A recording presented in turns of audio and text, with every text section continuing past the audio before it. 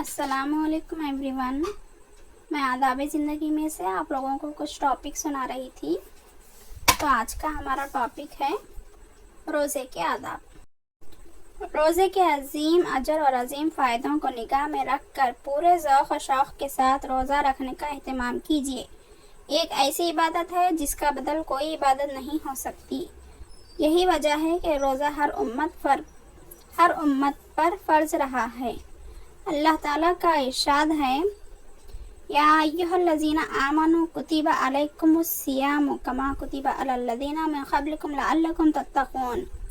तर्जुमा, ईमान वालों, तुम पर रोज़े फ़र्ज़ किए गए जिस तरह तुमसे पहले के लोगों पर फ़र्ज़ किए गए थे, ताकि मुत्तकी और परहेज़गार बन जाओ। नबी सल्लल्लाहु अलैहि वसल्लम ने रोज़े के इस अजीम मकसद को यूँ बयान फरमाया, जिस शख्स ने रोज़ा रख कर भी झूठ बोलना और झूठ पर अमल करना ना छोड़ा तो खुदा को इससे कोई दिलचस्पी नहीं कि वो भूखा और प्यासा रहता है। और आप सल्लल्लाहु अलैहि वसल्लम ने इरशाद फरमाया, जिस शख्स ने ईमानी कैफियत और एहतिसाब के साथ रमज़ान का रोज़ा रखा तो खुदा इसके गुनाहों को माफ़ फरमा देगा जो पहले हो चुके हैं। रमज़ान के रोज़े पूरे एहतमाम के साथ रखिए और किसी शदीद बीमारी या अज़र शरई के बग़ैर कभी रोज़ा ना छोड़िए। नबी सल्लल्लाहु अलैहि वसल्लम का इरशाद है, जिस शख्स ने किसी बीमारी या शरई अज़र के बग़ैर रमज़ान का एक रोज़ा भी छोड़ा तो उम्र भर के रोज़े रखने से भी एक रोज़े की तलाफ़ी ना हो सकेगी। रोज़े में रयाकारी और दिखावे से बचने के लिए मामूल के मुताबिक हशाश बशाश और चाक और चौबंद अपने कामों में लगे रहिए और अपने अंदाज व अतवार से रोज़े की कमज़ोरी और सुस्ती का इजहार ना कीजिए। हज़रत अबू हुरैरा रज़ियल्लाहु तआला अन्हु का इरशाद है कि आदमी जब रोज़ा रखे तो चाहिए कि हस्बे मामूल तेल लगाए कि इस पर रोज़े के असरात ना दिखाई दें। रोज़े में निहायत एहतमाम के साथ हर बुराई से दूर रहने की भरपूर कोशिश कीजिए, इसलिए कि रोज़े का मकसूद ही ज़िंदगी को पाकीज़ा बनाना है। नबी सल्लल्लाहु अलैहि वसल्लम का इरशाद है, रोज़ा ढाल है और जब तुम में से कोई रोज़े से हो तो अपनी ज़बान से कोई बेशर्मी की बात ना निकाले और ना शोर व हंगामा करे, और अगर कोई इससे गाली गलौज करने लगे या लड़ाई पर आमदा हो तो इस रोज़ेदार को सोचना चाहिए कि मैं तो रोज़ादार हूँ, भला मैं कैसे गाली का जवाब दे सकता या लड़ सकता हूँ। हदीस में रोज़े का जो अजीम अजर बयान किया गया है, इसकी आरज़ू कीजिए और ख़ास तौर पर इफ्तार के करीब खुदा से दुआ कीजिए कि खुदाया मेरे रोज़े को कबूल फरमा और मुझे वो अजर व सवाब दे जिसका तूने वादा किया है। नबी सल्लल्लाहु अलैहि वसल्लम का इरशाद है, रोज़ेदार जन्नत में एक मखसूस दरवाज़े से दाखिल होंगे।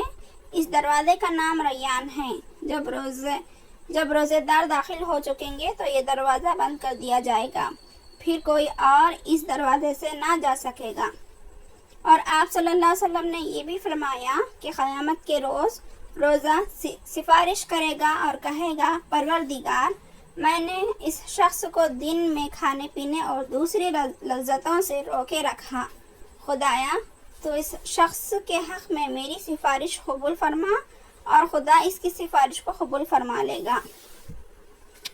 और नबी सल्लल्लाहु अलैहि वसल्लम ने ये भी फरमाया कि इफ्तार के वक्त रोज़ेदार जो दुआ मांगे, इसकी दुआ रोज़े की तकलीफ़ों को हंसी खुशी बर्दाश्त कीजिए और भूख और प्यास की शिद्दत या कमज़ोरी की शिकायत कर के रोज़े की नाखदरी ना कीजिए। सफ़र के दौरान या मर्ज़ की शिद्दत में रोज़ा ना रख सकते हों तो छोड़ दीजिए और दूसरे दिनों में इसकी क़ज़ा कीजिए। कुरान में है, फमन कान मरीज़न औ अला सफ़रिन फ़इद्दतुम मिन अय्यामिन उख़र। तर्जुमा, जो कोई बीमार हो या सफ़र में हो तो दूसरे दिनों में रोज़ों की तादाद पूरी कर ले। हज़रत अनस रज़ियल्लाहु तआला अन्हु फरमाते हैं, जब हम लोग नबी सल्लल्लाहु अलैहि वसल्लम के साथ रमज़ान में सफ़र पर होते तो कुछ लोग रोज़ा रखते और कुछ लोग ना रखते। फिर ना तो रोज़ादार रोज़ा छोड़ने वाले पर एतराज़ करना और ना रोज़ा तोड़ने वाले रोज़ेदार पर एतराज़ करता। रोज़े में ग़ीबत और बदनिगाही से बचने का ख़ास तौर पर एहतमाम कीजिए। نبی صلی اللہ علیہ وسلم کا ارشاد ہے، روزے دار صبح سے شام تک خدا کی عبادت میں ہے جب تک وہ کسی کی غیبت نہ کرے، اور جب وہ کسی کی غیبت کر بیٹھتا ہے تو اس کے روزے میں شگاف میں پڑ جاتا ہے۔ حلال روزی کا اہتمام کیجیے، حرام کمائی سے پلنے والے جسم کی کوئی عبادت قبول نہیں ہوتی۔ نبی صلی اللہ علیہ وسلم کا ارشاد ہے، حرام کمائی سے جو بدن پلا ہو وہ جہنم ہی کے لائق ہے۔ سحری ضرور کھائیے، اس سے روزہ رکھنے میں سہولت ہوگی اور کمزوری اور سستی پیدا نہ ہوگی۔ نبی صلی اللہ علیہ وسلم کا ارشاد ہے، سحری کھا لیا کرو اس لیے کہ سحری کھانے میں برکت ہے۔ اور نبی صلی اللہ علیہ وسلم نے یہ بھی فرمایا، سحری کھانے میں برکت ہے، کچھ نہ ہو تو پانی کے چند گھونٹ ہی پی لیا کرو، اور خدا کے فرشتے سحری کھانے والوں پر سلام بھیجتے ہیں۔ اور آپ صلی اللہ علیہ وسلم نے یہ بھی ارشاد فرمایا، دوپہر کو تھوڑی دیر آرام کر کے قیام اللیل میں سہولت حاصل کرو، اور سحری کھا کر دن میں روزے کے لیے قوت حاصل کرو۔ اور صحیح مسلم میں ہے، نبی صلی اللہ علیہ وسلم کا ارشاد ہے، ہمارے اور اہل کتاب کے روزوں میں صرف سحری کھانے کا فرق ہے۔ سورج غروب ہو جانے کے بعد افطار میں تاخیر نہ کیجیے، اس لیے کہ روزے کا اصل مقصود فرما برداری کا جذبہ پیدا کرنا ہے، نہ کہ بھوکا پیاسا رکھنا۔ نبی صلی اللہ علیہ وسلم کا ارشاد ہے، مسلمان اچھی حالت میں رہیں گے جب تک افطار کرنے میں جلدی کریں گے۔ افطار کے وقت یہ دعا پڑھیے، اللہم لکا صمت وعلی رزقک افطرت۔ ترجمہ، خدایا میں تیری ہی لیے روزہ رکھا اور تیری ہی رزق سے افطار کیا۔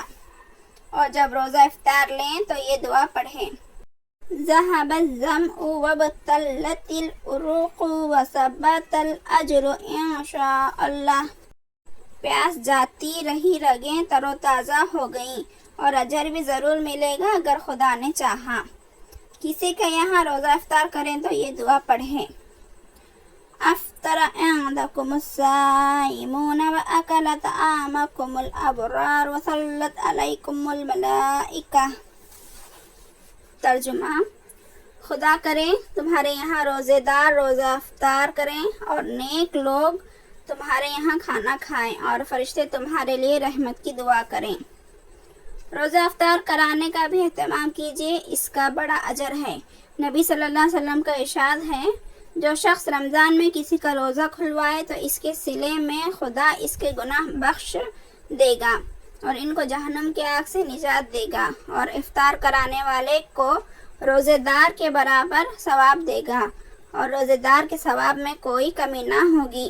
لوگوں نے کہا، یا رسول اللہ صلی اللہ علیہ وسلم، ہم سب کے پاس اتنا کہاں ہے کہ روزے دار کو افطار کرائیں اور اس کو کھانا کھلائیں؟ ارشاد فرمایا، صرف ایک کھجور سے یا دودھ اور پانی کے ایک گھونٹ سے افطار کرا دینا ہی بھی کافی ہے۔